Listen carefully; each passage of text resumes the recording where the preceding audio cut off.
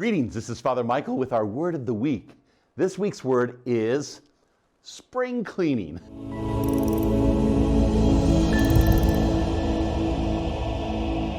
Recently, at the Priory, occasion to do a little cleaning up around the Priory, the office, our cell, and there's something quite delightful about taking a room which is perhaps in disorder, and sometimes my officer room can find its way there, and putting it back in order, and even getting help if need be to have folks who have a kind of keen sense of orderliness and efficiency when it comes to the space around us.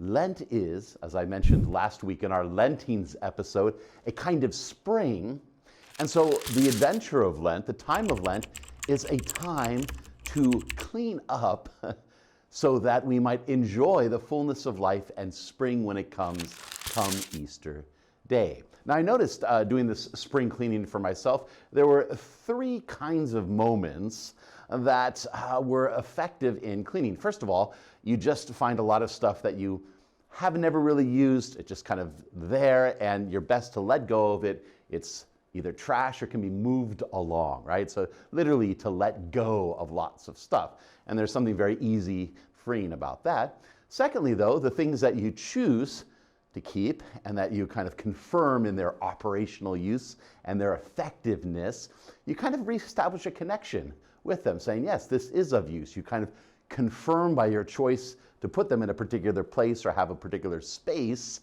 within your framework, a kind of reconnection with their efficacy and with the ways in which they make life happen.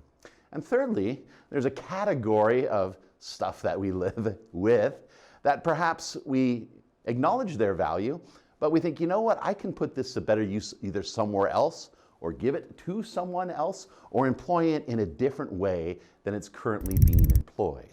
So when it comes to spring cleaning, there's the letting go, there's the reconnecting, and then there is the reorganizing. That is the putting the same thing to a kind of different use or enabling it to have and achieve a kind of different kind of orientation. Now, in Lent, this spring cleaning time, we have the opportunity to do these three things. And as I mentioned last week in describing what each one was, pray, fast, and give, there's a kind of analogy we might make.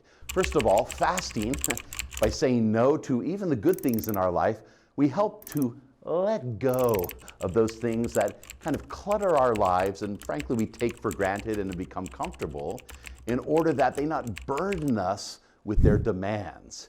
Here I think of things like screen time or ways in which we comfortably go into things which are just not very effective for our lives, not very fruitful in our lives. So letting go of those little creature comforts, which are nice, but perhaps become a burden when we attach and affix our sense of peace in mind and heart to them. Secondly, in prayer, we reconnect what's truly important. By spending time with God each day, we once again ground ourselves and connect with that touchstone which makes life worth living. To be grounded in God, to open our hearts, once again helps us not to take for granted the blessings in our life. And then thirdly, when it comes to giving of ourselves, there's things in our life where perhaps we've used them for our use, but now it's time to share.